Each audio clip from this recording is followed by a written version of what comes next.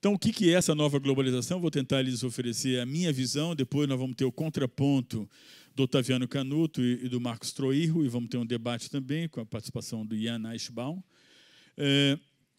A primeira coisa que eu chamaria a atenção dessa nova globalização é um fenômeno que está sendo bastante tratado pela literatura no mundo inteiro, que é esse processo de plataformização generalizada de todas as atividades econômicas e também de gestão pública.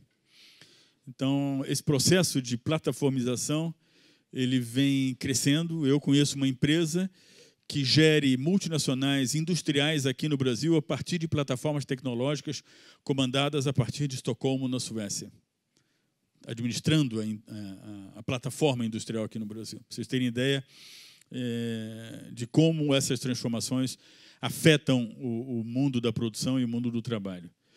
Ao mesmo tempo, essa revolução digital e cognitiva ela vem provocando mudanças muito significativas naquilo que nós estivemos habituados durante décadas a chamar de core business dos negócios em geral. Quer dizer, hoje, a evolução dessa revolução vem indicando o surgimento de outras atividades paralelas àquilo que originalmente foi o core business e que hoje se tornou apenas um dos businesses disponíveis. Então, tem várias empresas investindo em outras atividades, havendo uma transversalização total de atividades, e a noção de core business vem perdendo relevância cada vez mais. Nós temos várias evidências anedóticas disso.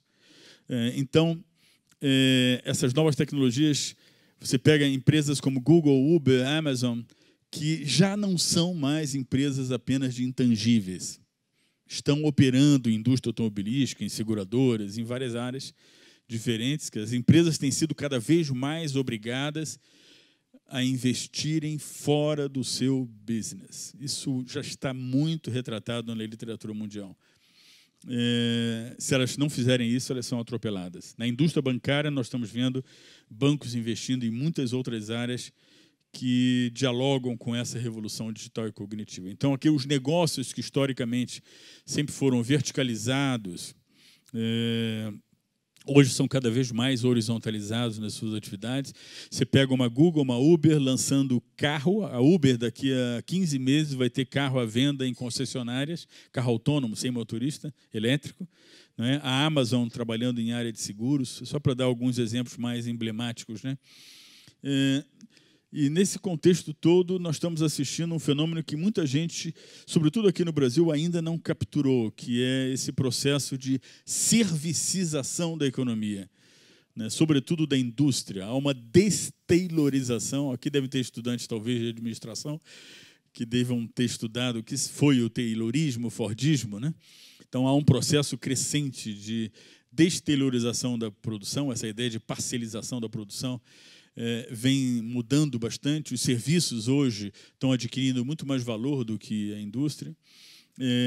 Hoje há uma mudança significativa naquilo que nós estivemos habituados no mundo manufatureiro. Hoje é praticamente impossível distinguir o que é um emprego tipicamente manufatureiro. Quer dizer, hoje, indústria e serviços é um todo indissociável, cada vez mais indissociável. Nós estamos caminhando para uma sociedade pós-industrial. É alguma coisa diferente daquilo que nós tivemos educados a conhecer como indústria, né?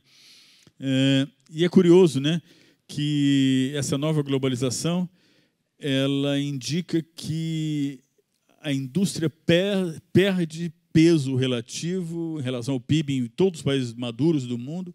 No Brasil não é diferente, mas ela se robustece na medida que o setor industrial investe em serviços. Serviços de valor, eu me refiro. Não estou falando de serviços de custo, né? Então, parece um paradoxo. Nós estamos criando uma hiperindústria que a indústria se fortalece na medida em que ela investe em serviços. Isso é algo muito difícil para ser compreendido em vários segmentos. Então, há uma mudança dramática na percepção, na relevância de fatores locacionais clássicos para investimentos, como custos baixos de mão de obra.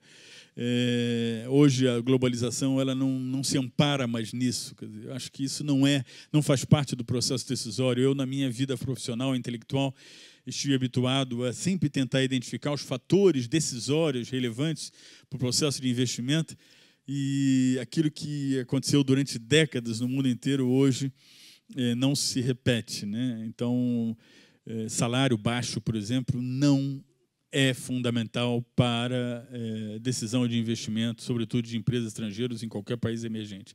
Hoje a globalização se baseia essencialmente em customização e em custo marginal cada vez mais baixo. E aí isso está colocando em xeque o princípio de territorialidade. Hoje é possível fabricar produtos como calçados, têxteis, produtos típicos de países emergentes, de mão de obra barata. É possível fabricá-los em condições muito mais competitivas em países maduros do que em países emergentes como Brasil, Bolívia, Paquistão, Indonésia, Vietnã. Então, empresas como Adidas, Nike, deslocando suas produções da Ásia para Atlanta, nos Estados Unidos, ou para a Alemanha, porque hoje, com impressão 3D, com todas as transformações, é possível, sim, produzir em condições muito mais competitivas, o que coloca um drama, um desafio para países emergentes como o Brasil. Isso é muito relevante. E, ao mesmo tempo, aquilo que eu mesmo, acho que o Otaviano e outros aqui presentes já fizeram tantas palestras ao longo de nossas vidas sobre cadeias globais de valor, né? E essas cadeias globais de valor vêm perdendo importância relativa. Quer dizer, o relatório da OCDE, escrito há quase um ano atrás, sugere que, para botar num português bem popular, a seguinte mensagem: quem entrou, entrou, quem não entrou, não entra mais, em cadeias globais de valor. Isso é um fenômeno chinês, um fenômeno alemão, e as cadeias globais de valor vêm sendo colocadas em xeque em função dessa revolução digital e cognitiva que permite a produção em condições acessíveis e competitivas em países maduros de produtos típicos de países emergentes. Então, o que é a globalização, segundo o relatório da OCDE, publicado há 13 meses atrás, há um pouco mais de um ano? A globalização hoje ela depende essencialmente de plataformas tecnológicas, como eu mencionei para vocês, duas grandes indústrias manufatureiras aqui de São Paulo, sendo geridas por plataformas a partir de Estocolmo, na Suécia.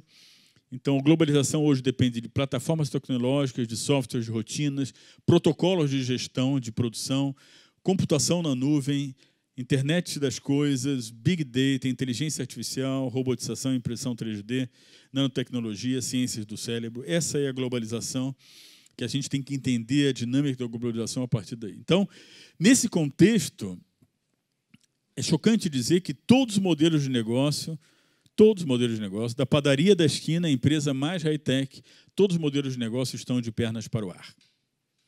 Estão de pernas para o ar.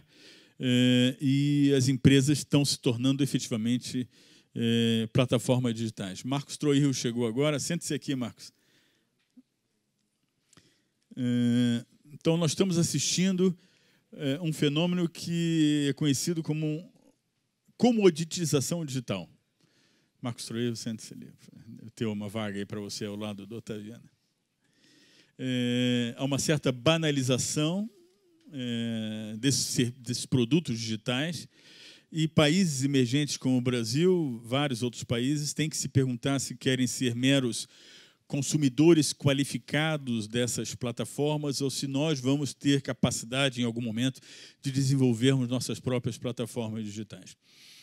Então, esse mundo, essa nova globalização, ela coloca em cena novos atores. Na verdade, não são tão novos assim, mas são atores muito recentes. São os bárbaros invadindo os impérios. Aqui eu me aproprio da obra de um camarada que eu admiro muito, que é meu amigo, inclusive, já convivi com ele em alguns fóruns internacionais. O nome dele é Nicolas Colin. Ele foi colega de Ministério da Fazenda do Emmanuel Macron, presidente da França, e ele escreveu um livro justamente sobre essa ideia da a era da multitude, l'âge de la multitude, que ele diferencia entre povo e multitude, né? E ele identifica esse personagem que são os bárbaros. Quem são os bárbaros? São todos os atores dessa nova economia digital e cognitiva. Nós temos um colega aqui em São Paulo, o Gilson Schwartz, que chama isso de economia, né? Essa economia digital e cognitiva. Os bárbaros se diferem dos impérios porque eles não fazem a guerra com os mesmos objetivos estratégicos dos impérios. E por isso ganham sempre. Os bárbaros são mais ágeis, os impérios lutam para defender a sua citadela e pensam que os inimigos estão chegando para tomá-la. Isso está no livro do Nicolas Collin, e eu gosto muito dessa passagem. Os bárbaros só estão lá para saquear, destruir e continuar o seu caminho. Não é pejorativo isso, acreditem. Não é fácil resistir a um inimigo que não tem o mesmo objetivo estratégico de guerra que você. Esses são os bárbaros, né? As empresas, impérios, alguns foram bárbaros no passado e viraram impérios, eu vou falar disso já já. Elas buscam proteger as suas posições de mercado, as suas margens, seus lucros, operam dentro de um quadro jurídico estabelecido, buscam otimizar perenemente a sua rentabilidade nesse contexto, mas os bárbaros transformam as regras do jogo e as empresas se veem em apuros. Para os bárbaros, o bárbaro que se preze não respeita a regulação, não está nem aí, não existe, não há constrangimentos. Os bárbaros são caçadores de problemas e não resolvedores de problemas. É uma outra perspectiva, né? A gente precisa ter isso em mente, é uma questão geracional. A minha geração foi educada, formada para solucionar problemas e a nova geração dos bárbaros foi educado, formado para caçar problemas. Isso é apesar da mortalidade elevada de bárbaros nessa batalha com os impérios, as startups fazem parte desse ecossistema bárbaro, né? Do mundo bárbaro. E nesse contexto há uma coisa que é até constrangedora e chocante para a minha geração, que é, nessa nova globalização, que é o rejuvenescimento do management no mundo inteiro. Jovens de 30 anos, 35, liderando as maiores empresas do mundo, onde a experiência perde importância porque a experiência está na nuvem, está no Big Data. É duro dizer, eu não estou querendo dizer que a experiência não serve para nada. Alguém aqui nessa sala vai certamente me dar algum exemplo de que a experiência, sim, é fundamental, foi decisiva nesse ou naquele caso, mas a verdade é que o novo management, esse rejuvenescimento do comando das empresas, implica num olhar diferenciado em relação ao futuro. A minha geração sempre olhou a experiência, o passado, resolvia problemas e não tinha tanto olhar sobre o futuro. Há uma mudança, os bárbaros olham, acima de tudo, o futuro, e a experiência está no Big Data. Se o bárbaro de 30 anos comandando uma grande empresa precisa, ele tem a memória do que aconteceu no passado com os Big Data, com os algoritmos. Então, hoje nós temos 10 grandes bárbaros que viraram impérios, um processo, o maior da história do capitalismo, uma voracidade impressionante de aquisições de empresas no mundo inteiro, não é? Uma concentração do capital bem documentada pelo Fórum Econômico Mundial de Davos, um processo inequívoco na Europa, na China, nos Estados Unidos. As barreiras à entrada, curioso isso, é importante vocês entenderem, sobretudo os estudantes aqui, que as barreiras à entrada estão todas desabando em todos os setores de atividade, à exceção dos novos impérios, onde as barreiras à entrada estão até aumentando. Então, nós temos esses impérios, são 5 chineses, 5 americanos, não vi nenhum europeu, por enquanto, tem alguns europeus aí surgindo, mas as barreiras à entrada desses impérios aqui estão aumentando. É muito difícil você hoje se tornar uma Amazon ou uma Baidu ou Alibaba, né? Mas as barreiras à entrada em todos os outros segmentos para baixo desses impérios estão desabando. Desabando, de uma maneira impressionante. Realmente os bárbaros estão invadindo os impérios. Eu vou pular essa parte aqui, vou deixar para depois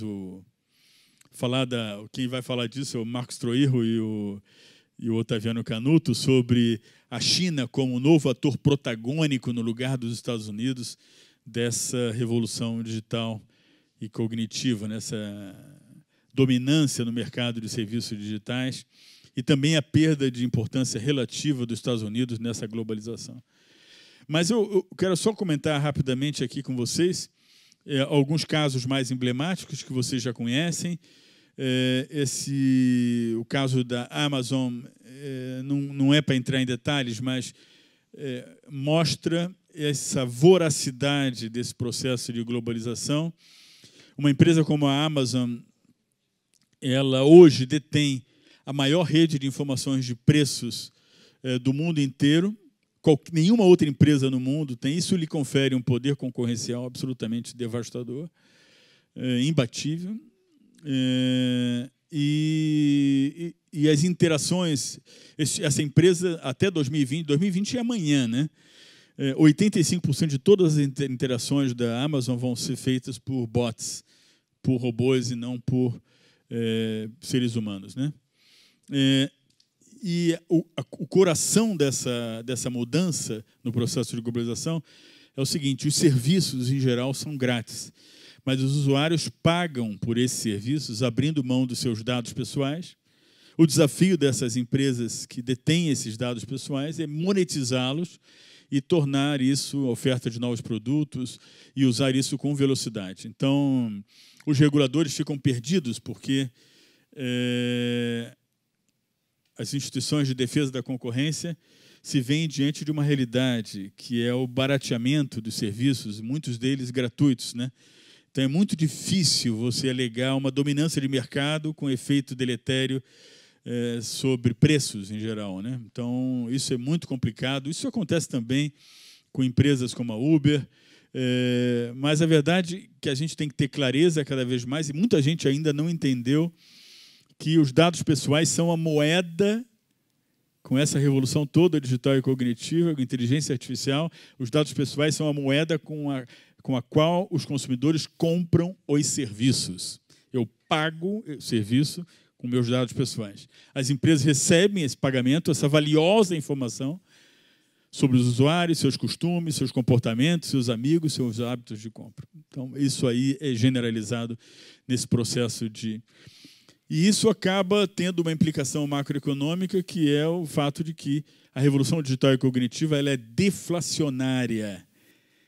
Ela é deflacionária. Isso ajuda a explicar, em grande medida, por que a inflação não está bombando nos Estados Unidos nesse momento, que está em pleno emprego, a economia americana, a economia mundial crescendo muito, porque ela aumenta, reduz ineficiência, joga preços para baixo, aumenta a competição, e isso ainda vai mudar ainda mais nessa mesma direção quando o blockchain estiver mais ativo.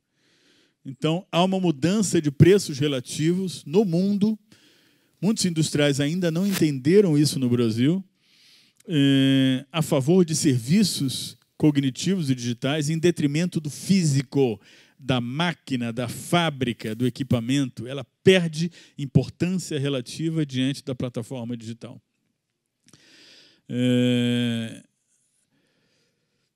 Então, para concluir essa minha primeira intervenção, depois a gente vai passar para o nosso painel, essa nova globalização ela se dá também num contexto de transição da chamada economia da posse para a economia da experiência.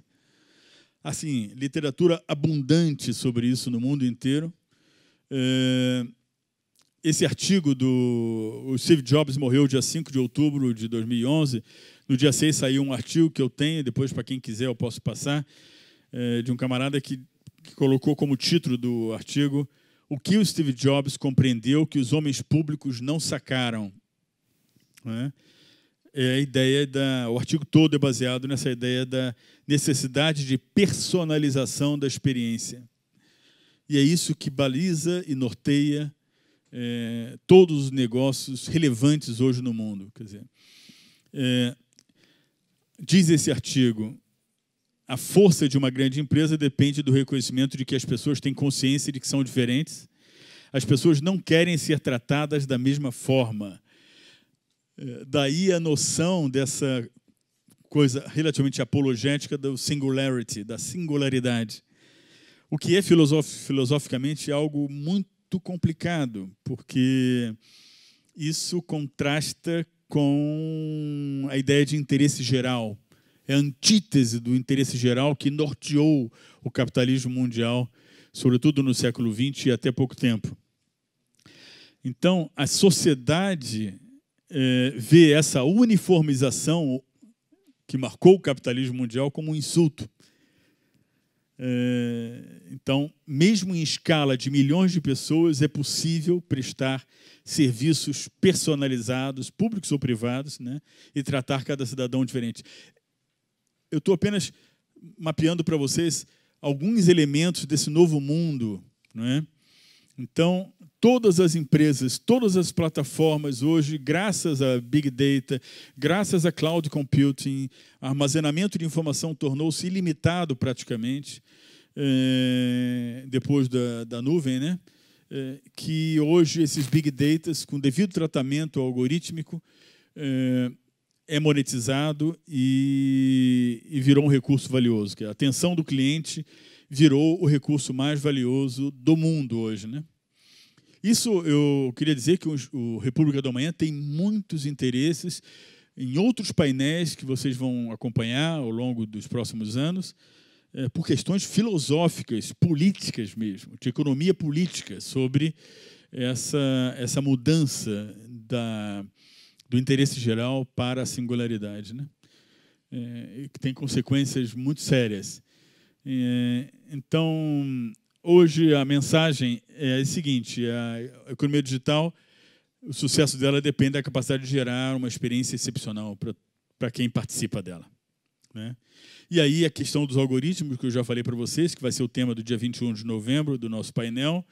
Você confia no seu algoritmo, né? Não é o teu computador, a tua conta bancária que está sendo hackeada, mas a sua mente, as suas escolhas. Da mesma forma, as empresas se preocupam com cyber-attacks. As sociedades começam, via regulação, a se preocuparem com cyber-attacks, a mente humana. Quer dizer, a nossa mente já está atacada, nós estamos todos algoritmizados já, devidamente.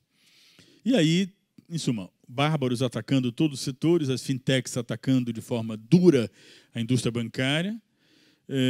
É o calcanhar de Aquiles na área transacional dos bancos, no mundo inteiro. Empresas como Facebook, Amazon, Tencent, Alibaba, Xiaomi na China, todos entrando na área bancária de pagamentos, e tudo isso realmente quebrando determinados impérios, são bárbaros quebrando os impérios. E essa mudança toda da transição da economia da posse para a economia da experiência. Eu fico me perguntando, a coleção que eu tenho em casa, lá, sei lá, mais de 1000 CDs, DVDs, todos eles estão no meu Spotify aqui, eu não preciso, em princípio, tê-la mais, né? Tenho um vínculo afetivo com isso, mas hoje a frase do John Lennon lá no Imagine, né, parece até que ele foi um futurista, né? Imagine no possessions, né? E os milênios não têm o mesmo apego pela propriedade como a minha geração teve, né? Então, nós estamos vivendo nessa transição da conveniência para a privacidade. Eu até fiz uma metáfora com a goleada da Alemanha sobre o Brasil de 7-1. Não é? A conveniência ganha de 7-1 da privacidade. As pessoas renunciam voluntariamente à privacidade em detrimento, a favor de outros valores. E aí, essas nossas experiências vão para o Big Data, elas vão sendo monetizadas, algoritmizadas, e as decisões deixam de ser baseadas em sentimentos, intuições, feeling, e a experiência tornou-se um complemento apenas, né? Cloud Computing foi a cereja no bolo. A partir do Cloud Computing, da explosão da capacidade de armazenamento de base de dados, e também, obviamente, do Data Analytics. A capacidade de computação também aumentando brutalmente, vai aumentar muito mais ainda com o Quantum Computing. E isso vem, portanto, gerando um mundo novo em torno do qual essa nova globalização ela se insere. Eu e o Otávio temos um amigo em comum na França, que é um professor da Sorbonne chamado Michel Maffezoli. E outro dia ele me disse o seguinte: ao longo da vida você tem várias ideias ou preocupações, vários temas sobre os quais você se debruça, mas na realidade, no limite, nós somos dominados num determinado momento por uma ideia obsedante, uma ideia que te deixa absolutamente obcecado, uma pergunta que você quer sempre responder. E essa pergunta, para mim, Otávio, é a pergunta que também não é nova, né? Ela já se buscou a resposta dela, sobretudo a partir da obra de um escocês publicada em 1776, né, um tal de Adam Smith, que é basicamente o seguinte, é uma pergunta que ainda nós não conseguimos responder, que é: o que faz, qual é o critério preponderante para que as nações se tornem mais prósperas, para que os países se tornem mais poderosos, para que as nações se tornem mais influentes? Qual é o fator, né, que predomina na determinação desse movimento de ascensão? Por exemplo, se você fizer uma leitura do landscape contemporâneo, provavelmente você vai dizer que Brasil e Argentina não estão ascendendo. Não estão, they're not rising, eles não estão subindo. A passo que, se você olha China e Índia, provavelmente você dirá: não, esses países estão subindo, estão ascendendo, estão tendo um upgrade, estão mudando de patamar, estão mudando de andar. E claro que, ao longo do tempo, você se depara com uma série de noções generalistas ou lugares comuns sobre por que isso acontece. Então, alguns diziam o seguinte: bom, isso está acontecendo porque alguns países investiram muito em educação. Outros vão dizer porque alguns países passaram por um período de ditadura ou de pequeno nível de oxigênio democrático. Outros vão dizer que é porque esses países investiram uma parte importante do seu produto interno bruto em ciência e tecnologia. Outros vão dizer porque eles têm boas instituições. E eu cheguei à conclusão, examinei muito esse tema, estudei muito esse tema. E, aliás, se os senhores não se lembrarem de nada do que eu venho a dizer hoje, lembre-se do que eu vou dizer agora. A meu ver, vou dar uma fórmula quase que dicionarística, enciclopedística, que é o seguinte: as nações ascendem, nations rise, quando elas conseguem desenhar e implementar um projeto de adaptação criativa aos contornos cambiantes da globalização. Então, essa constatação ela implica dois pressupostos. Uma, para fazer coro ao grande filósofo espanhol José Ortega y Gasset: nosotros somos nosotros e las circunstâncias. Nós não somos apenas aquilo que nós queremos ser. Nós somos aquilo que nós somos, queremos ser no marco de um ambiente um pouco maior. E a segunda característica é o seguinte: nós somos parte da globalização, mas nós também temos uma relação de distância com ela, é algo ao qual nós temos de nos adaptar. Eu não sei se vocês assistiram um filme do Woody Allen, que eu adoro, chamado A Rosa Púrpura do Cairo. Assistiram esse filme, The Purple Rose of Cairo? E a trama é mais ou menos o seguinte: você tem uma moça que é uma moça muito simples, que gosta muito de ir no cinema, é aquele cinema dos anos 20, dos anos 30, né? Os grandes galãs de Hollywood. Ela vai no filme e ela assiste o mesmo filme várias vezes. O filme chama A Rosa Púrpura do Cairo. E quando ela está assistindo, sei lá, pela 27ª vez o filme, o galã do filme vira para ela na plateia e fala: escuta, por que você veio aqui de novo? Né? Então ela começa a interagir com aquela coisa do filme, ela vai para o filme. Então, a globalização é um pouco assim. Aparentemente, nós estamos fora dela, mas nós estamos dentro dela. É algo a qual nós temos de nos adaptar. O segundo pressuposto é o seguinte: que a globalização ela não é um ente estanque, ou ela não é um conjunto de fenômenos imutáveis. Ela, como na característica de alguns organismos vivos, ela apresenta certas características que permanecem as mesmas durante um certo período de tempo, mas depois essas características mudam. Mudam.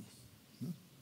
Então, nesse sentido, O grande segredo de como você constrói a estratégia para fazer a sua adaptação competitiva à globalização é, no limite, ler os principais vetores, ler no sentido de scan. Né? E o scan, você faz um scanning dos principais vetores da globalização, tenta esmiuçar, fazer essa radiografia de quais são os principais vetores, e aí sim utilizar um jogo de que vantagens comparativas ou competitivas, ou desvantagens, que portas estão abertas, que portas estão sendo fechadas para você.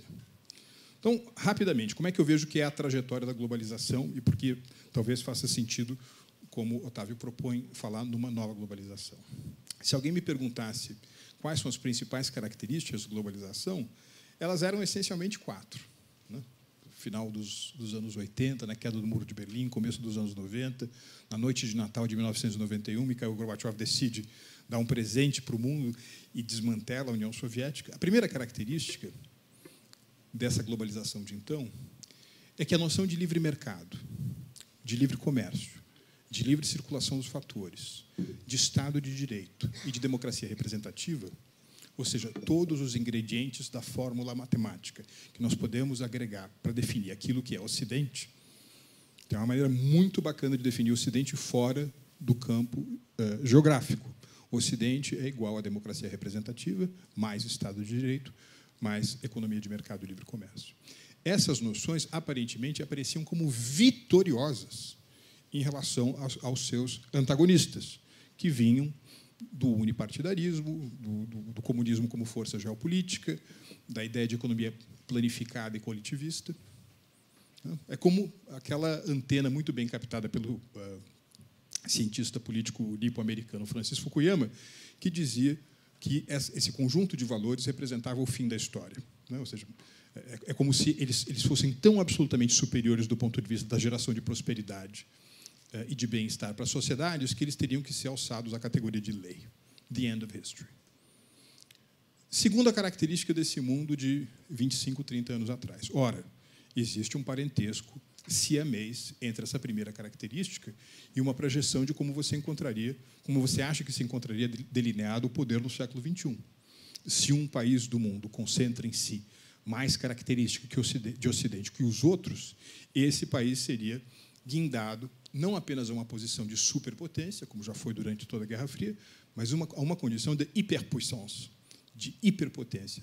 E, obviamente, aqui eu estou falando dos Estados Unidos. Ou seja, a imagem de que o século XXI seria, mais uma vez, um século americano. Terceira característica, que é um processo que já começa muito fortemente lá para trás, que, obviamente, só ganhou escala e velocidade até hoje, que é essa transição dramática, brutal, do eixo geoeconômico do mundo, né, do meridiano geoeconômico do mundo, do Atlântico para o Pacífico, do eixo Américas-Europa para a Ásia-Pacífico. Agora, curiosamente, a locomotiva que puxava esse trem adiante 25, 30 anos atrás não era a China. Aliás, você não falava em China a não ser para descrever um problema, porque, afinal de contas, já no começo dos anos 80, a China tinha atingido a nada invejável marca de 1 bilhão de pessoas. Aparentemente, naquela ocasião, a locomotiva que puxava o trem asiático rumo à prosperidade era o Japão. Tá certo? O Japão que estava comprando o mundo, o Japão que tinha comprado metade do La Défense, o bairro moderno de Paris, tinha comprado o Rockefeller Center. O método de teoria just-in-time da Toyota era a bíblia dos livros de administração de empresas, assim como a teoria Z. E tem um livro dessa época, eu não sei se o Otaviano se lembra, do Paul Kennedy, chamado The Rise and Fall of the Great Powers. E na capa do livro, o autor ilustra essa corrida por supremacia mundial como se fosse uma espécie de rally de bicicleta. Então, na curva descendente do mundo, como a designar a sua perda de relevância, você tem sobre a bicicleta o John Bull, que é o típico personagem britânico. No topo do mundo, mas com a roupa toda em frangalhos, a figura do tio Sam. E na curva ascendente do mundo, como se dizendo, bem, se alguém vai poder, pelo menos do ponto de vista econômico, de alguma forma, questionar a supremacia dos Estados Unidos, você via sobre a bicicleta a figura de um robusto e saudável lutador de sumô japonês. A ideia, mais uma vez. Aliás, tem uma frase muito interessante, não sei se o senhor Otávio já ouviu, sobre esse período, que é mais ou menos o seguinte: The Cold War is over, and the winner is Japan. Aliás, a The Economist, não sei se vocês já ouviram isso, ela diz que só tem 4 tipos de país no mundo. Os países desenvolvidos, os subdesenvolvidos, a Argentina e o Japão. É famoso. Quarta característica dessa globalização de 25 anos atrás, que tem que ver muito com aquilo que o Otávio mostrou, ou seja, como é que você processa a inovação. E inovação naquele momento tinha como paradigma a espécie de, digamos assim, reinvenção corporativa, cujas linhas gerais, né, cujo mantra havia sido exalado pelo processo de reinvenção corporativa de um gigante chamado IBM. Quem aqui sabe o que quer dizer IBM, essas 3 letras? International Business Machines. Machines, que é um negócio físico, tangível, né? Era isso que a IBM fazia. A IBM fazia aqueles gigantescos computadores do tipo mainframe, que eram do tamanho desse auditório e que precisavam de sistemas de refrigeração tão grandes quanto os próprios computadores. E, de repente, ela sai desse mundo, vai para o mundo dos personal computers, depois vai para o mundo daquilo que seria o embrião do Big Data, do Analytics, dos Information Systems, criando, portanto, as bases para a sua autodestruição criativa. Algumas empresas não fizeram isso. Lembram-se de um animal chamado Olivetti? Cadê ela? Tá certo? Aliás, nesse período, não existe a expressão muito utilizada aqui pelo Otávio de empresa startup. Não existe esse conceito no comecinho lá da globalização, no final dos anos 80 dos anos 90. Naquele período, startup nada mais é do que uma derivação daquela música dos Rolling Stones, If You Start Me Up. Lembra daquele disco Still Life? Não havia, nesse sentido, de uma empresa de base tecnológica, com jovens empreendedores, com acesso ao capital anjo, que trabalha num ecossistema muito encorajador de inovação. E a quinta característica, amigos, é a de que nessa fase da globalização, nós estávamos certos de que éramos todos passageiros, né, de um veículo que nos conduzia a um processo inescapável de integração econômica, política e jurídica com os nossos vizinhos. E talvez o exemplo dominante dessa tendência, obviamente, tenha sido a União Europeia, né, que criou um parlamento comum em Bruxelas, um tribunal comum em Estrasburgo, meu Deus, uma moeda comum, um banco central europeu. Eu servi na ONU nos anos 90 e eu conversava com alguns meus colegas europeus e eles diziam o seguinte, olha, no futuro os alemães vão ser menos alemães e mais europeus. Os portugueses vão ser menos portugueses e mais europeus. Tanto isso é fato que essa foi uma experiência clonada, ainda que em escala menor, em outras partes do mundo. Por exemplo, aqui no Mercosul. Se você pegar hoje a página do passaporte brasileiro, logo na capa, o que você vê? Você vê a imagem do Cruzeiro do Sul, a inscrição República Federativa do Brasil, e que palavrinha que aparece mais? Mercosul, como se o Mercosul não fosse uma opção de política externa, mas sim um destino do qual a gente não consegue se atrelar. Ou seja, mais uma vez, numa longa caminhada rumo à globalização, haveria essa escala que seria a integração política, econômica e jurídica regional. Se essas 5 características que eu acabei de descrever de vocês fossem um filme, os 5 capítulos de uma série, que nome nós daríamos à série? Então, a minha sugestão a vocês é de que essa série, ou que essa fase da globalização, que pode, cronologicamente e arbitrariamente, ser centrada, digamos, do fim do Muro de Berlim, the fall of the Berlin Wall, até o fall of Lehman Brothers, ou seja, em 2008, que é um período longo, tá certo? Minha sugestão é que essa fase foi uma fase de globalização profunda. Deep globalization. Mas de 2008 para cá, nós não estamos mais nesse ecossistema. Não estamos mais nesse ambiente. Não estamos mais nesse ar do tempo, como gostam de dizer os franceses. A globalização mudou. Ela evoluiu. Não no sentido de ser aprimorada, mas a fila andou. E onde nós tínhamos, 25 anos atrás, a certeza, né, do predomínio, do triunfo dessas características ocidentais que eu mencionei para vocês, essas características hoje são não apenas questionadas por modelos, abre aspas, alternativos, como o modelo chinês, mas também são objetos da mais dura crítica intestina vindo das próprias sociedades ocidentais. Características que, num momento mais superficial, apareceram em movimentos como o movimento Occupy Wall Street, mas que ganham plena expressão com decisões monumentais, como a decisão dos britânicos de sair da União Europeia, ou então com a eleição do nosso querido Donald Trump. O que, entre outras coisas, quebra uma espinha dorsal de política externa americana e de Weltanschauung, né, de cosmovisão americana, que vinha do presidente Truman até o Obama. Tá certo? Muito grande, um período muito longo que está sendo questionado por esse momento. Ou seja, onde nós tínhamos a certeza do triunfo do Ocidente, hoje nós temos um gigantesco ponto de interrogação.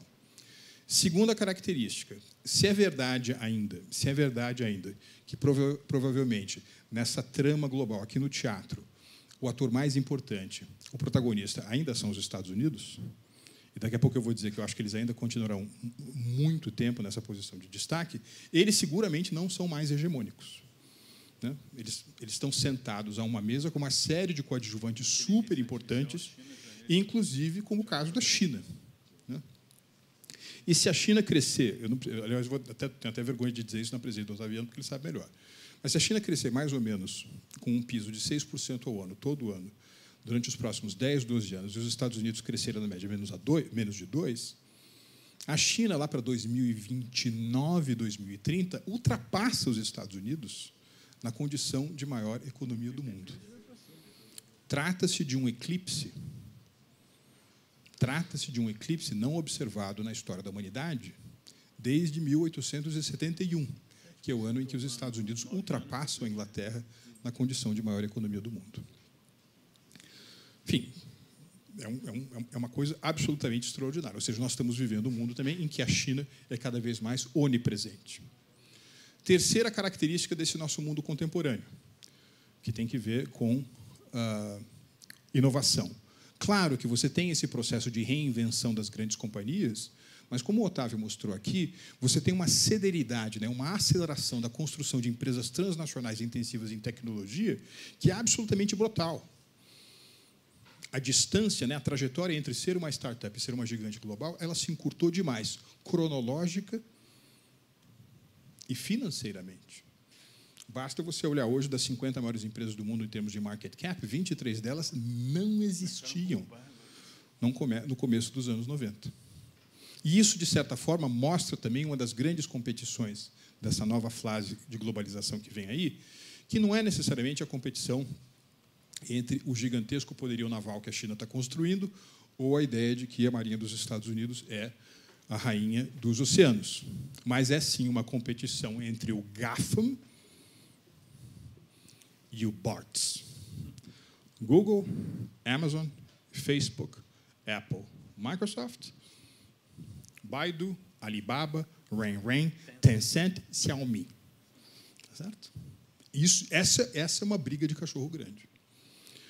Quarta característica desse nosso mundinho aqui da globalização.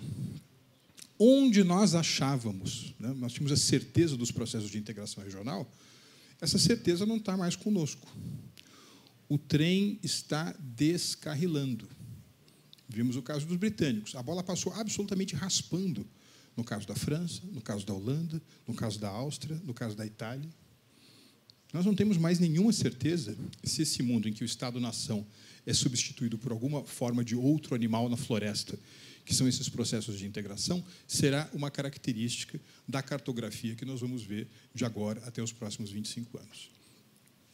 Ou seja, como eu disse num livro recente, a minha impressão é que nós substituímos aquele ecossistema da globalização profunda por um ecossistema onde nós estamos hoje de desglobalização. Você vê que em inglês fica super bonitinho, ó. From deep globalization to deglobalization. Desglobalização, no entanto, não significa, em alguns casos até significa, você desfazer aquilo que você fez. Mas a melhor analogia é a analogia que você obtém a partir da comparação dos termos aceleração e desaceleração. Se um determinado objeto está desacelerando, não significa que ele parou. Significa apenas que ele perdeu o ritmo, a velocidade do deslocamento no qual ele anteriormente se encontrava. É onde nós estamos hoje, um mundo de desglobalização. Mas como o desafio que o Otávio nos fez é o desafio prospectivo, não é isso que não queremos pensar para frente, para o going forward, vou aqui fazer uma aposta. Esse atual estágio, ou esses atuais contornos de desglobalização, ao contrário do que dizem muitos analistas, não permanecerão conosco durante muito tempo. E se nós tivéssemos que apostar numa feição da nova globalização que vem por aí, na realidade, talvez os seus rudimentos, os seus sinais, né, já estejam conosco, a minha aposta, amigos, é que nós vamos ingressar, muito em breve, num período, numa fase da história, que a gente poderia intitular de reglobalização. From deep globalization to deglobalization, and now reglobalization. Só que essa fase de reglobalização, que em muitos sentidos é sinônima daquilo que Otávio chama de nova globalização, ela não significa voltar para o lugar onde você parou quando estava rolando a tal da globalização profunda. É uma outra coisa. It's a different ball game. E ela vai ser o resultado, sobretudo, a meu ver, de 4 forças principais. A primeira dessas forças é a maneira pela qual vai se resumir, ou melhor, vai se decidir esse dilema hamletiano, existencial, por que passam os Estados Unidos da América. Né? Ser ou não ser uma potência de projeção global, voltar àquilo que idilicamente nós éramos antes da Primeira Guerra Mundial, ou seja, oferecer feições geopolíticas e geoeconômicas à noção de American First, ou, pelo contrário, mantermos engajados no mundo. A minha aposta aqui, de que coelho vai sair da cartola desse dilema existencial dos Estados Unidos, é que, por força da própria competição geopolítica e por força do interesse das transnacionais, cuja titularidade acionária pertence majoritariamente a norte-americanos, e lembrem-se, nenhum país do mundo tem tantas empresas transnacionais quanto os Estados Unidos, juntamente com a Suíça e provavelmente com a Holanda, são um dos poucos países rede, network countries do mundo, eles vão permanecer com uma presença global muito importante. E uma implicação natural disso que eu estou dizendo é que talvez o ciclo trumpista seja mais curto do que nós imaginamos. Né? Por razões assim, razoavelmente... só 5 minutos, tá bom. Por razões razoavelmente elementares. Né? Ou seja, aquilo que a General Electric faz na Índia e exporta para a Indonésia é realizado contabilmente como se fossem exportações indianas e importações da Indonésia. Mas, na realidade, é uma atividade que, se lucrativa, está pagando dividendos onde, majoritariamente? Nos Estados Unidos. Está certo? Nos Estados Unidos. E, dadas as características desse país, portanto, os déficits comerciais, que geralmente são vistos como atestados de enfermidade pelos atuais condôminos da Casa Branca, não servem exclusivamente, essa é a minha perspectiva, como sinal de saúde da economia dos Estados Unidos. Sabe qual foi a última vez, o último ano em que os Estados Unidos tiveram superávit comercial com o resto do mundo? Foi no longínquo 1977. 41 anos de sucessivos déficits comerciais. Não é só uma questão de que é um país que poupa pouco e, portanto, ele consome muito do resto do mundo. É também uma característica da expansão, eu não gosto muito dessa expressão, mas do capitalismo americano transnacionalizando-se ao longo desses últimos 75 anos.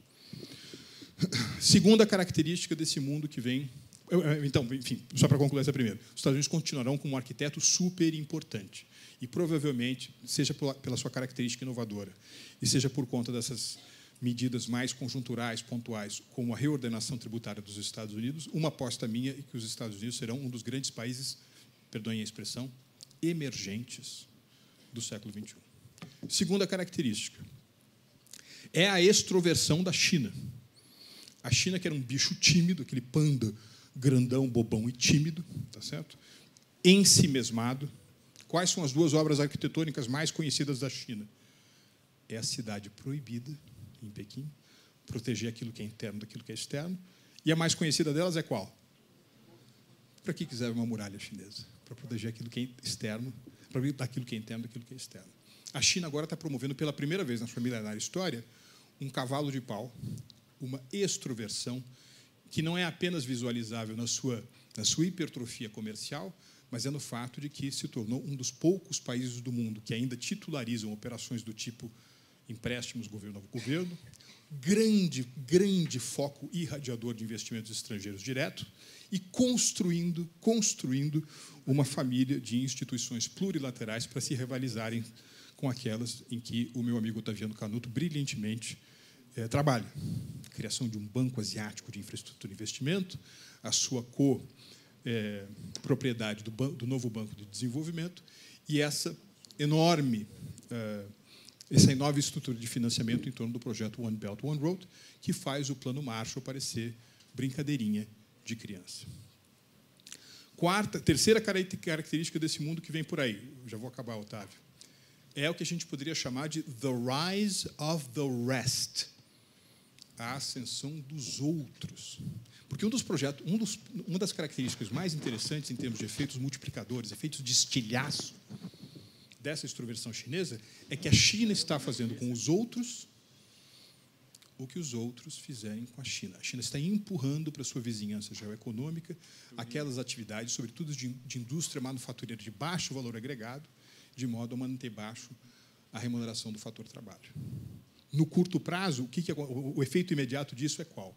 Uma grande recepção de investimentos estrangeiros diretos por esses países, Vietnã, Indonésia, Índia, etc., aumento brutal da renda, que pula de $2.000 para $6.000, $7.000, o que vai gerar, entre outras coisas, um deslocamento para o Nordeste da curva mundial de demanda por commodities agrícolas e minerais.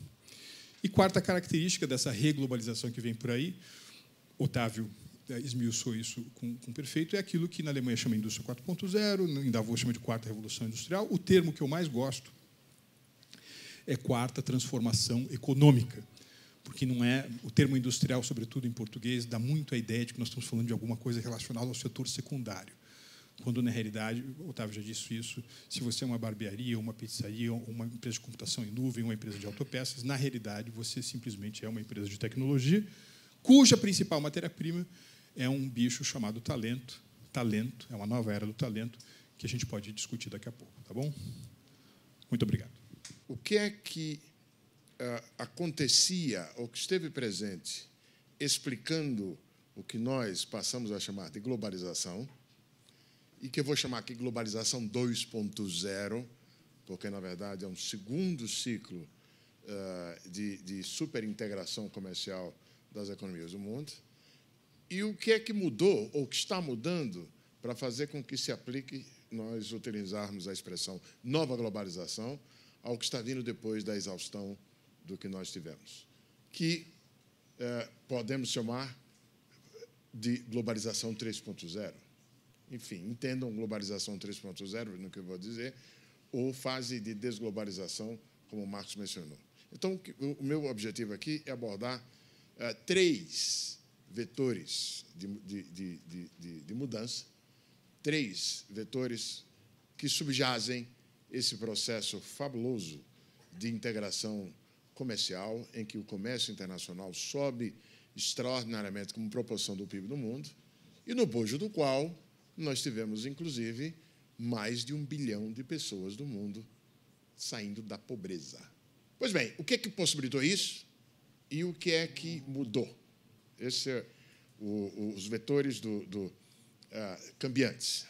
Antes de tudo, foi bem realçado por ambos, pelo Otávio e pelo Marcos, teve esse fenômeno, esse choque estrutural, essa mudança brusca em cerca de um curto período, que foi simplesmente a incorporação na economia global, na economia de mercado, de mais de 1 bilhão de pessoas. A força de trabalho no mundo se expandiu em mais de 1 bilhão de cabeças num período curto de tempo. ou seja, particularmente simbólica aí, a queda do Muro de Berlim, e esperemos que o muro do Trump no México não seja o sinal de fim desse período. Mas o fato é que a queda do Muro de Berlim e a inteligente, historicamente falando, estratégia de Deng Xiaoping de adotar o modelo de integração da China significaram o ingresso, do ponto de vista histórico, como se fosse uma noite, a incorporação de 1 bilhão de novos potenciais trabalhadores, inclusive com aspirações de rendimentos reais muito abaixo até do que em boa parte aqui do Ocidente. Um momento de fantástica, a meu juízo, intuição do ex-presidente Lula foi uma vez em que chegaram para ele e disseram: desvaloriza o câmbio, desvaloriza o câmbio, desvaloriza o câmbio. Oh, mas valorizar o câmbio vai reduzir o valor do salário real. E tal. Não, mas depois a gente recupera lá adiante, mas vai desvalorizar o câmbio, desvaloriza o câmbio. E o Lula respondeu: escuta, mas o trabalhador brasileiro nunca vai aceitar ter uma aspiração de salário real para competir com Bangladesh ou para competir com outras áreas que estão na fronteira da integração, Camboja, Vietnã. E é, de fato, isso que acontece. Num patamar um pouco mais alto de educação e tecnologia, você tem partes da Europa Oriental. O fato é que o mundo sofre um choque de oferta de mão de obra súbito. Bah! Ao mesmo tempo, as inovações tecnológicas na área de informação e comunicação, em conjunto com as inovações na área de transporte, a containerização, a possibilidade de trasladar bens físicos a custos decrescentes, tornaram possível a fragmentação de processos industriais. A quebra. É aí que nascem o que hoje conhecemos como cadeias globais de valor. Por quê? Porque a possibilidade de manejo de tecnologias de informação e comunicação tornou não mais necessário que você colocasse as atividades produtivas umas próximas das outras, como foi o caso na globalização 1.0. Globalização 1.0, aquela que começou quando a Inglaterra faz o seu parque industrial e a navegação a vapor permite à Inglaterra exportar os seus produtos para o resto do mundo em troca de commodities, em troca de recursos naturais, e que depois é replicada em Estados Unidos, em Alemanha, etc. e tal. Naquela, os processos de produção têm inclusive uma proximidade geográfica. Eles eram unidos. O Brasil, evidentemente, assim como a Coreia do Sul nos anos 70, são uma última experiência histórica de industrialização nessa base. Eu acho importante frisar isso pelo seguinte, uma digressão.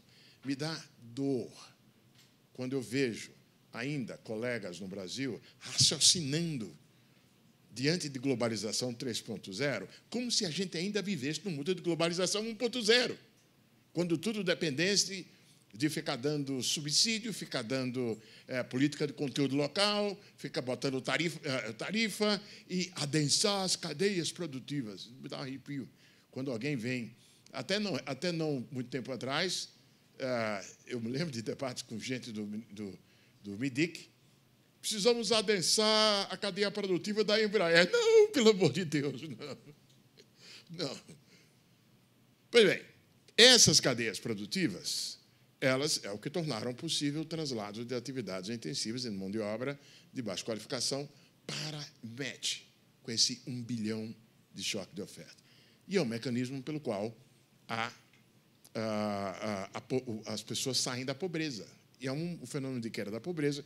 Aí o Banco Mundial é a instituição mestre em mapear e ter os household surveys do mundo todo, até onde não tem, a gente vai e ajuda o país a concluir. Na África, o fenômeno de queda de pobreza no mundo é um fenômeno que vai muito além da China. É na África, em grande medida até pelo efeito indireto via preço de commodities, até em países produtores de recursos naturais. Esse foi o segundo vetor subjacente à globalização 2.0. Terceiro vetor. É claro que para operar isso, para operar esse casamento entre 1 bilhão de pessoas sequiosas, doidas para trabalhar na economia de mercado, né? Aquele bilhão que, se não fosse o Muro de Berlim, tinha passado já para lá de cá.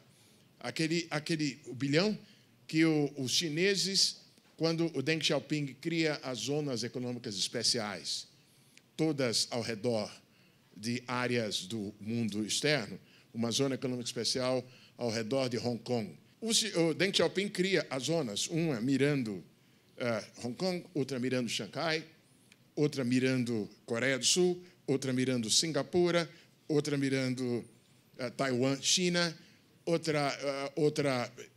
E essas zonas são as zonas em que o capitalismo selvagem é liberado. Aí é selvagem mesmo, porque não tem educação, não tem saúde, não tem previdência.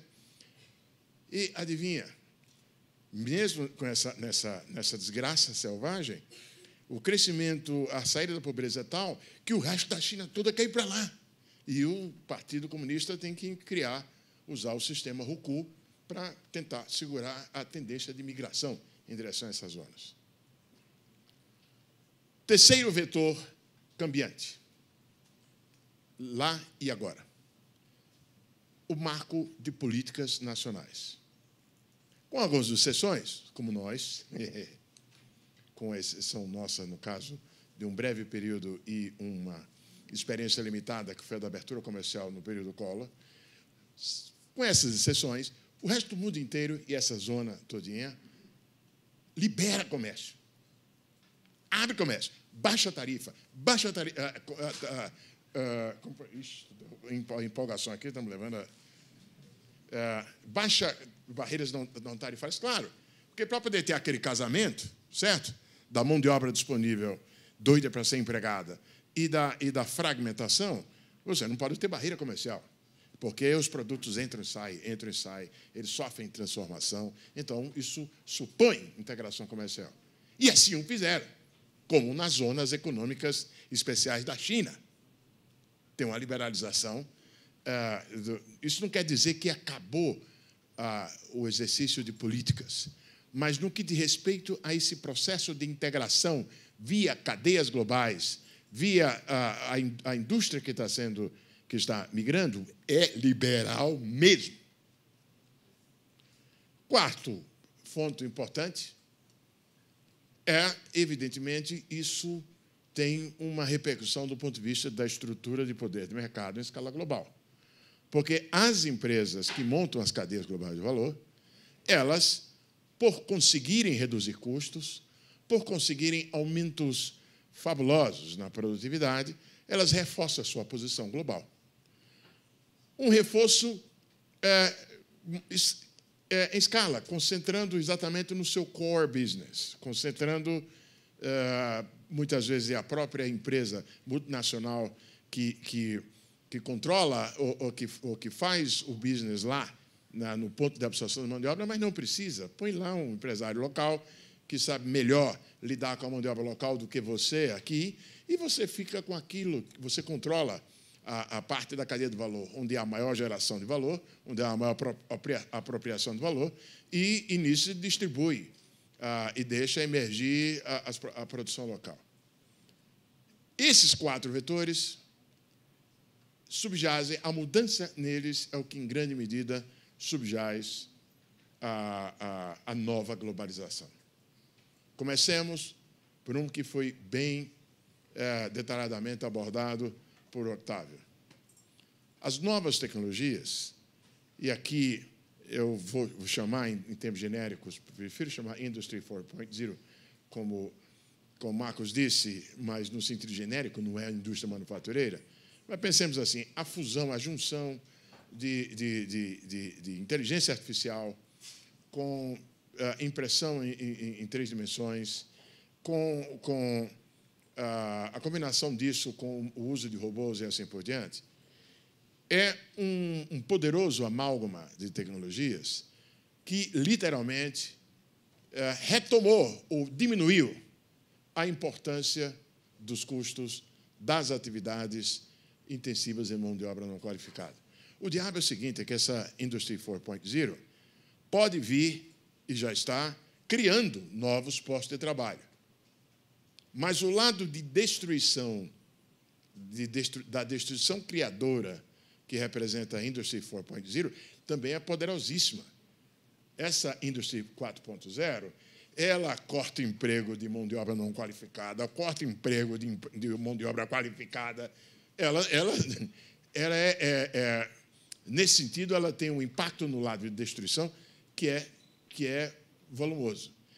Então, a Industry 4.0 eliminou parcialmente, se não inteiramente, porque essas coisas nunca acontecem assim no Big Bang. Ontem a produção, a integração da Tailândia numa cadeia de valor global deixou de existir porque de ontem para hoje ela não é mais competitiva. Não é assim. Você ainda tem lá. Aliás, ainda tem países justamente tentando ser o próximo em relação à China, ou reproduzindo o modelo chinês, e que ainda no curto prazo está lá bem o Vietnã exportando, estão lá bem a Camboja exportando, a Etiópia, na África, recebe processos industriais, processos fabris da China, isso eu estou falando porque eu conheço bem, completos, integrados, toda a indústria de produtos de couro da China, ou pelo menos de parte da China, foi transladado, está sendo transladado para a Etiópia, e assim por diante.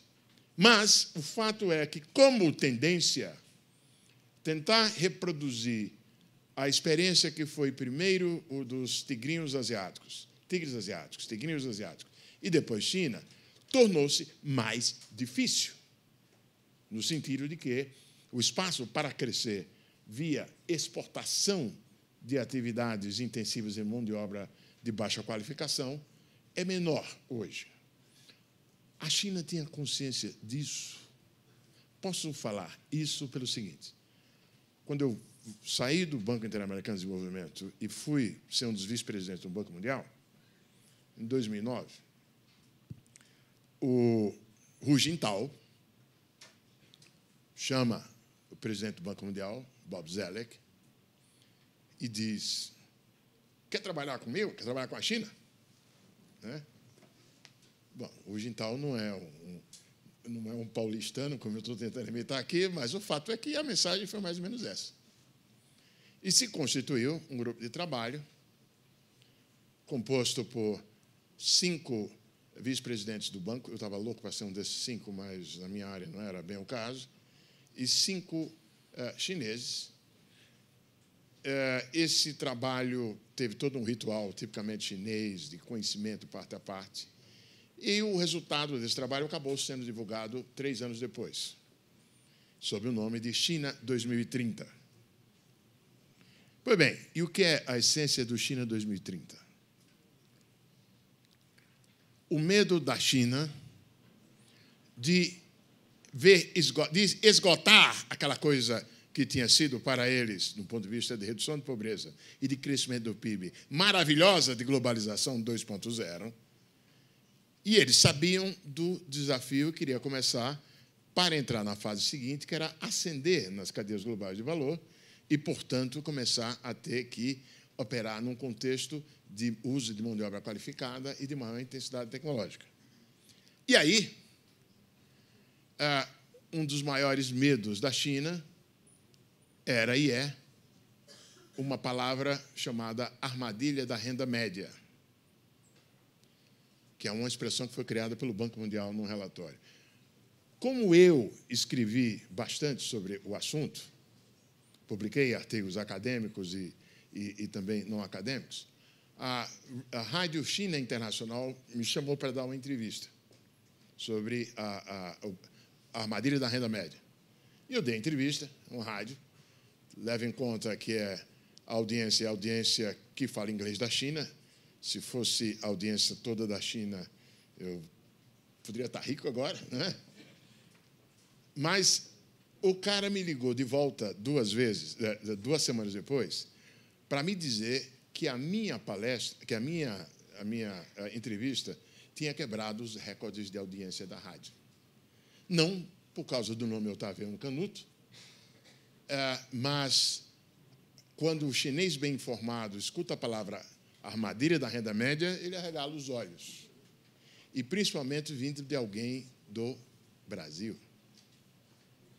Eles morrem de medo, por um lado, de entrar em algo como o Japão fez, estagnação, mas o Japão estagnou lá em cima, tá certo? Mas eles morrem de medo mesmo de Brasil, que se deu tão bem em globalização 1.0, razoavelmente, e que estagnou, que não, ainda fica preso lá no passado e sequer aproveita a globalização 2.0.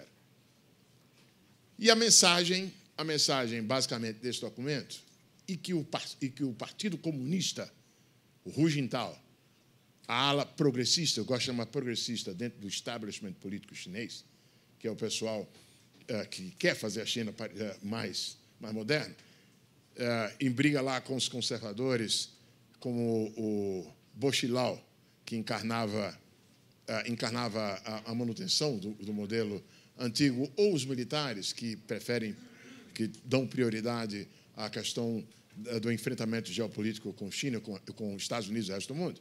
Essa turma progressista quis usar o Banco Mundial para passar o seguinte recado: ou a China começa a adotar instituições mais próximas de uma economia de mercado, com direito de propriedade, com custos de transação mais baixos, sem o tipo de custo que a corrupção e as relações público-privadas impõem, ou não vai conseguir chegar lá, não vai conseguir subir na cadeia do valor.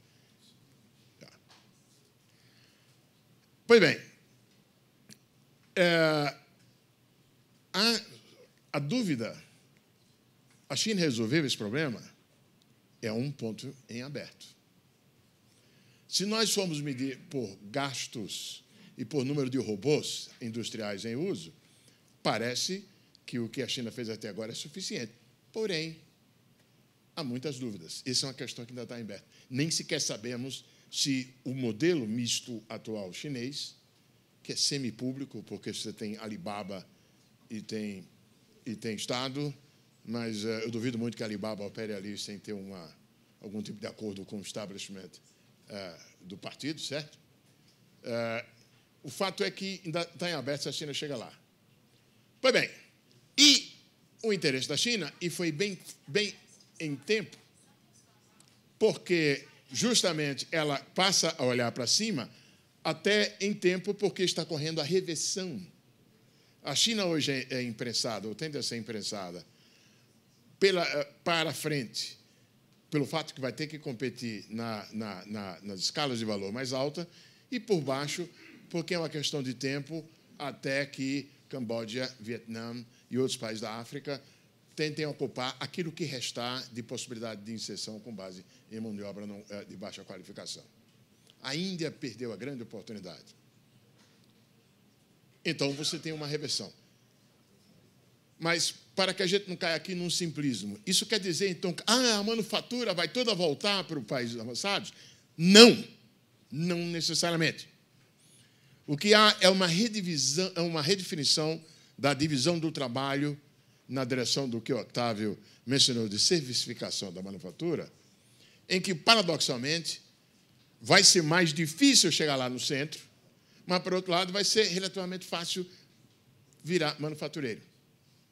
Otávio deu o exemplo ali, mencionou na apresentação dele a fábrica de calçados em Atlanta, certo? Eu não tenho a menor dúvida que daqui a 5 anos nós vamos ver dezenas, podemos vir a ver aqui em São Paulo dezenas, talvez centenas de fábricas de sapatos. Por quê? Porque, na verdade, há um barateamento também, assim como caiu o preço global da mão de obra, tem um outro preço que declina historicamente, que é o preço de equipamentos, de robôs, de máquinas. Comoditização, exato. E os negros aqui ainda achando que o futuro do Brasil está em forçar a indústria a comprar máquinas brasileiras, como se fosse a questão física. Daqui a pouco, tem um amigo nosso comum, que até num sentido exagerado, vai ao seguinte ponto. Daqui a pouco a gente vai ter Amazon chegando, oferecendo para você o seguinte, e aí, quer virar um industrial? Simples. Está aqui, máquinas, equipamentos, eu faço um leasing para você, baratinho. Se, dependendo da carruagem, até te dou de graça. Tá certo? Aí você vira um industrial, desde que você, é claro, eu tenha monopólio sobre o seu produto para a minha rede Amazon. E aí a Amazon põe os industriais manufatureiros todos para disputar em si, para concorrer.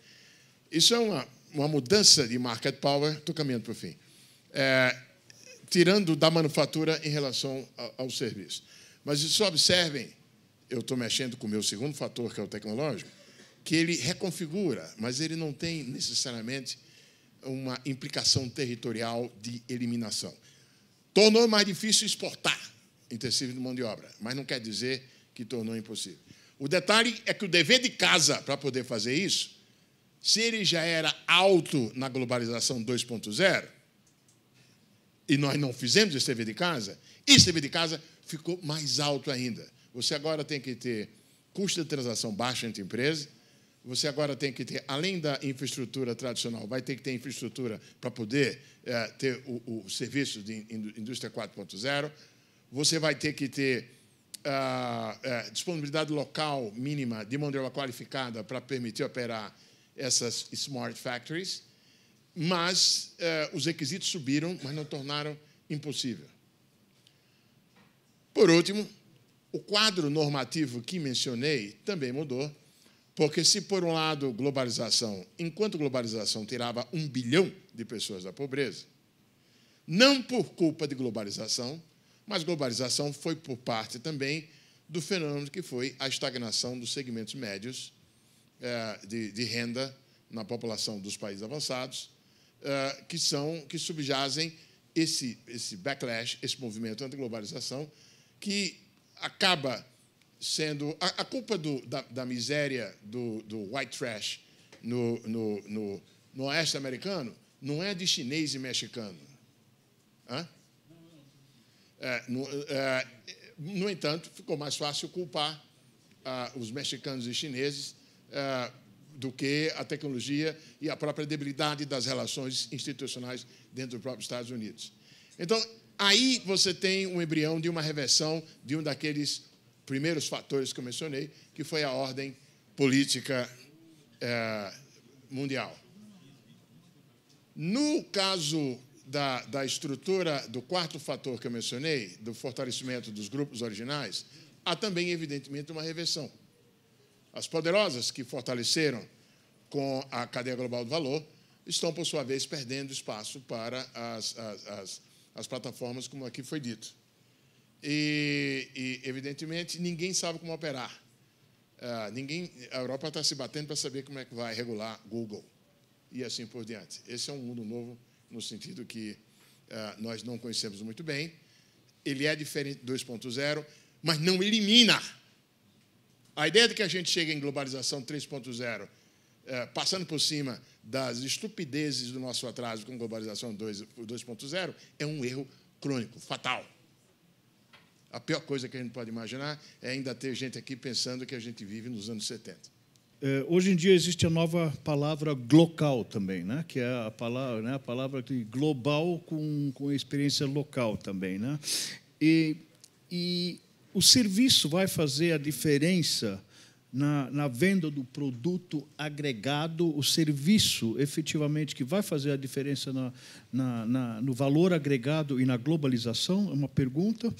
E a parte do serviço nas suas várias regiões, que vai fazer parte da globalização? Sobre essa definição do que é global e local, você tem uma primeira característica que é absolutamente inescapável, que é verdade, sim, que há uma desterritorialização da produção. Não é isso? Hoje, para fazer um diagnóstico oftalmológico, o seu concorrente não é necessariamente o médico oftalmologista que está aqui na Alameda, você está com o teu consultório aqui na Alameda Santos, que está na Alameda Jaú. O seu competidor pode ser uma coalizão de médicos oftalmologistas que moram em Nova Delhi e que desenvolveram um aplicativo com a câmera do smartphone, né? Quando você aproxima a câmera do seu globo ocular, ele faz a leitura da curvatura do globo ocular e, com base na leitura dessa curvatura, ele lhe dá um diagnóstico se você é míope ou hipermétrope. A segunda característica é que, mesmo o conceito de globalização, de redes globais de valor, encontra-se sob pesado tiroteio.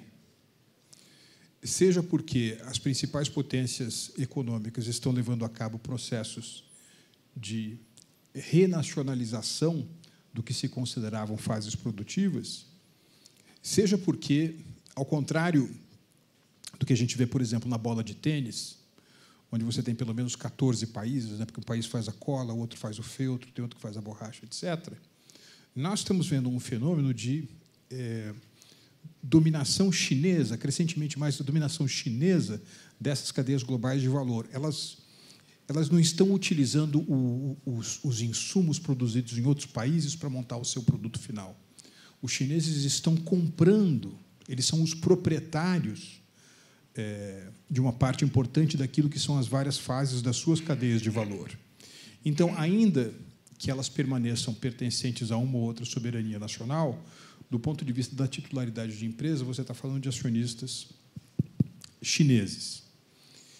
E tem um terceiro fator, que, na minha opinião, é o mais determinante para o futuro, que diz respeito à constatação de que os grandes acordos comerciais e de investimento, e que, portanto, numa grande medida, vão determinar se a produção se realiza neste ou naquele país, eles não serão sobre cotas, não serão sobre tarifas, não serão sobre acesso a mercado. Eles serão sobre padrões. Não é isso? Um determinado grupo de países fará tratados de acordo com os quais eles topam jogar as mesmas regras do jogo, do ponto de vista da legislação trabalhista, da legislação ambiental, de compras governamentais, de respeito à propriedade intelectual. Então, na realidade, o grande acordo comercial nessa nova fase da globalização que os países terão de fazer são acordos comerciais com si próprios.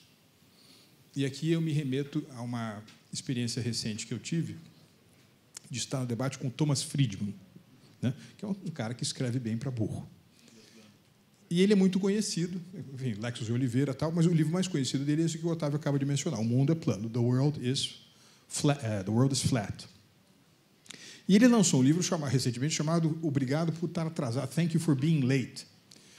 E a racionalidade desse livro é mais ou menos o seguinte: se você é um país como o Vietnã e você quer investir em conectividade celular, você pode ir direto para o satélite. Você não tem que passar pela fase de ter investido em fibra ótica ou ter investido em fio de cobre, né? Mas eu falei, eu não gosto muito desse título. Aí ele disse, olha, nem eu, meu editor que escolheu isso. O que eu queria dizer é que o nome do meu novo livro devia se chamar The World is Fast. Até para contrastar, fazer um jogo de palavras com The World is Fat. Então, quanto mais rapidamente você produzir as medidas internas necessárias para estar em linha com essas tendências globais de comércio e investimento, na criação de padrões, não apenas você gera os choques de eficiência e competitividades internas, mas você fica muito mais predisposto ao recebimento de investimentos estrangeiros diretos e quase que naturalmente você vai alcançar esses outros mercados distintos. Eu acho que a profissão de diplomata, como nós a concebemos tradicionalmente, não existe mais, né?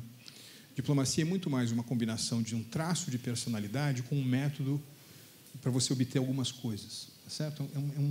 Uma certa estratégia, né, que está muito presente naquela piada, né? The diplomat is a guy who tells you to go to hell in such a nice way that you look forward to the trip. Então, agora, tem muita coisa para fazer. Por isso, aliás, o grande desafio brasileiro, por exemplo, não é um desafio de política externa, é um desafio de inserção internacional, inserção global, que vai para muito além da diplomacia tradicional, né, que engaja, se a gente fosse utilizar um termo militar, o conceito de grande estratégia, política industrial, política comercial, política monetária, política, está tudo voltado para a sua inserção internacional. E, nesse mundo, o papel específico dos diplomatas diminui muito. ou eles se reinventam, ou eles também, que nem, infelizmente, os marceneiros, os alfaiates, os frentistas e os ascensoristas vão desaparecer. Globalização 3.0, ou nova globalização, ou reglobalização, a questão menos importante é tarifa, ou não precisaria ser tarifa. Está reavivada pela estratégia quase que incompreensível do Trump, que criou uma trade tariff. Na verdade, o modelo de negociação, a fronteira, a agenda para o futuro, seria aquela que o Obama estabeleceu via TPP e, possivelmente, com a Europa, como TTIP, que tinha lá o seu motivo de encurralar os chineses, de forçar os chineses através dela, de adotar os padrões regulatórios, os padrões de manejo ambiental e social mais parecidos com o do resto do mundo civilizado. A negociação comercial do futuro, mais importante do ponto de vista desses países, seria aquela. O que o Trump faz é um retrocesso, é uma tentativa louca de voltar o relógio do tempo, o que é algo literalmente impossível. É para cumprir a promessa de campanha em que uma mentira foi vendida, que é possível a indústria americana voltar a ser o que era, quando aquela indústria não existe mais. Então, espero que os dois estejam certos quando eles dizem que acham que o Trump está sendo um acidente.